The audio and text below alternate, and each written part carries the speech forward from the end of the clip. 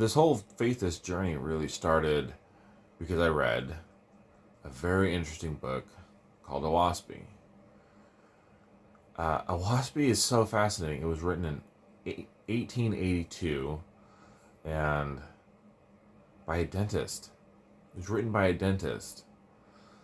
And there's so much interesting information in this book. No matter if you think his story of how he wrote it is true or not, how did he get the information in 1882? That's the question, right? So yeah, a waspy is where the term faithist comes from. And so it's only been around for about, a little bit over 100 years.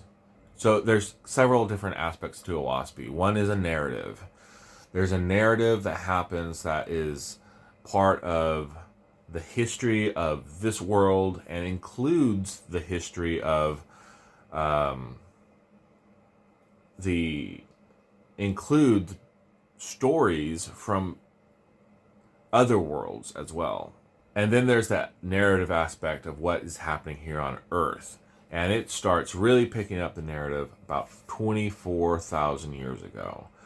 And of course, we don't have records going back that far. So again, we can't prove it. But the narrative lines up with what we do have. Like we will research a particular subject and find that it either matches up directly, or if what Owaspy is talking about goes back further than our records, then you can imagine what Owaspy is talking about, and then the timeline, and then we have our records, and the gap is being filled in, and it all makes sense.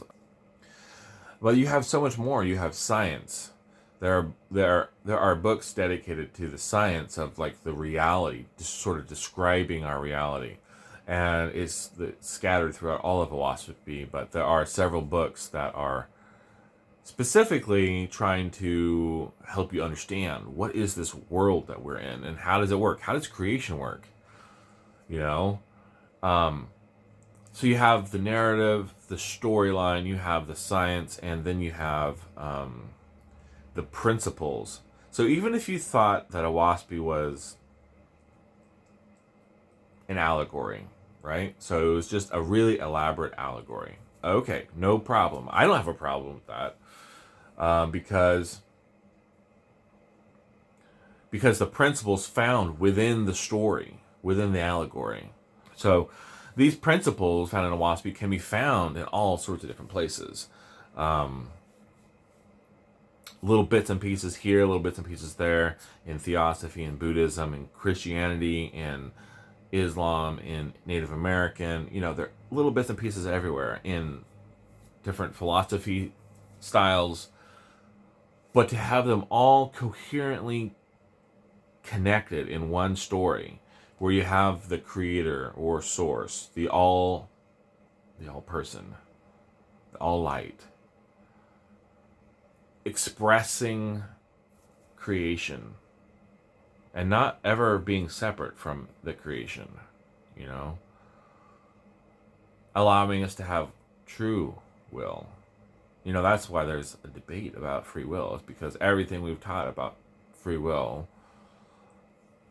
doesn't really add up. So the principles in Owaspy is what really, really is something that is irrefutable, because they're independent of the narrative. They're independent of how Owaspy came to be. The principles of serving others and how to do that and why to do that and how you are accountable to yourself and why that's important as opposed to a savior. The principles are the most important part of Owaspy. Everything else is just icing on the cake. Everything else is just fun to read. It's the principles of how Jehovah works and how the administration of the universe works and how nobody is left behind. Nobody's left behind. You might find yourself in hell, literally, but temporarily. Because you're not left behind, you're rescued, and you're taught a better way, and the path is actually onward and upward for everybody. That's why I'm a faithist. And that's just a little bit about a waspy. There's a lot more.